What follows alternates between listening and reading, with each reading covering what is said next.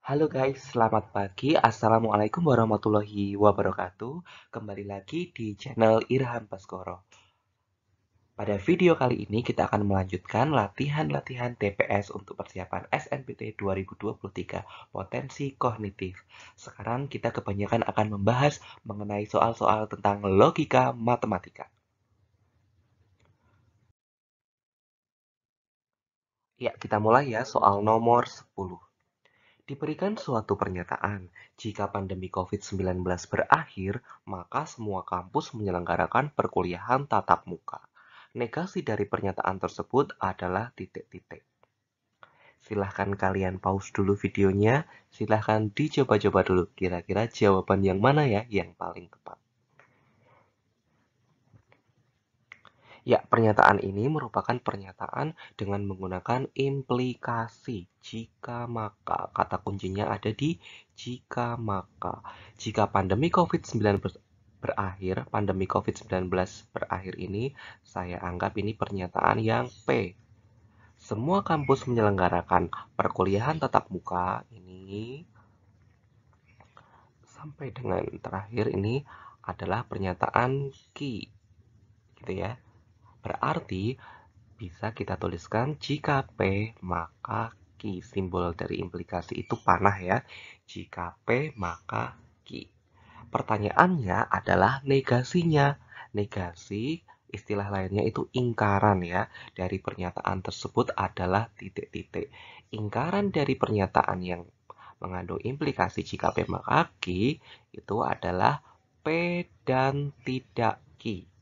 P dan tidak Q. Gunakan formula ini untuk menyelesaikan soal tersebut. P-nya tadi apa? P-nya tadi pandemi COVID-19 berakhir. Dan tidak Q.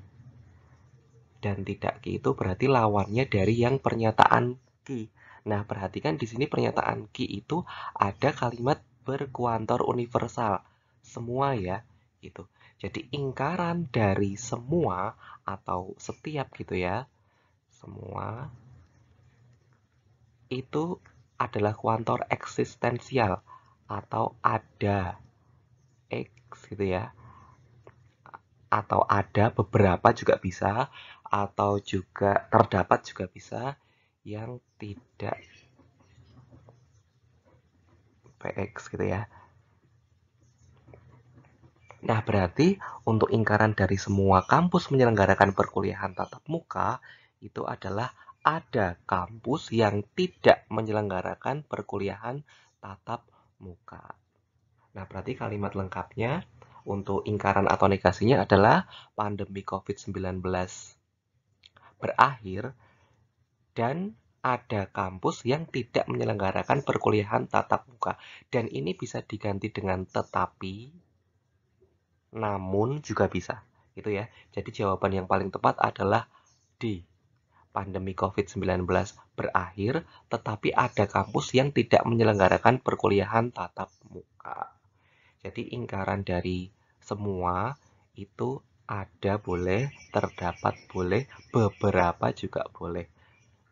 Gitu ya. Jadi yang E ini salah karena lawannya semua itu bukan tidak semua ya atau semua tidak gitu ya. Tetapi yang lebih tepat yang D, ada kampus yang tidak menyelenggarakan perkuliahan tatap muka. Seperti itu. Lanjut nomor 11. Diberikan suatu pernyataan, jika jam pelajaran kosong, maka semua siswa membuat gaduh. Pernyataan tersebut ekuivalen dengan pernyataan titik-titik. Silahkan di-pause dulu dan dicoba dulu kira-kira jawabannya yang mana.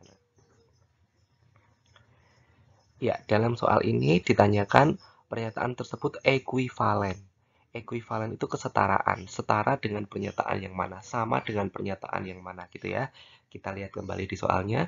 Jika jam pelajaran kosong, maka semua siswa membuat gaduh. Berarti itu implikasi lagi ya. Jika P, maka Q. P-nya itu jam pelajaran kosong.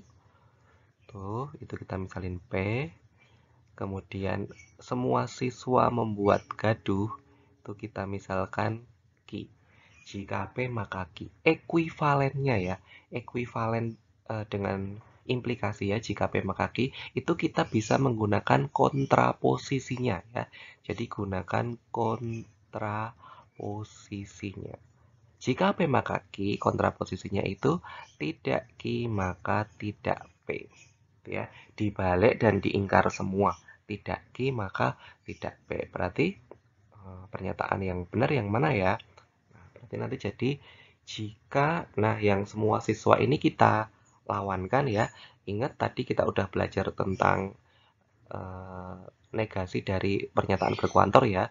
Semua itu jadi ada boleh, beberapa juga boleh, terdapat juga boleh. Jadi jika beberapa siswa tidak membuat gaduh, maka ingkarnya Pi jam pelajaran tidak kosong. Gitu ya. Jadi yang paling tepat yang E. Itu. Jadi ingkaran dari jika P maka Q kita balik aja, kemudian diingkar semua. Tidak Q maka tidak P. Jadi ingkaran dari jika jam pelajaran kosong maka semua siswa membuat gaduh adalah yang E. Jika beberapa siswa tidak membuat gaduh, maka jam pelajaran tidak kosong. Gitu ya, gampang ya.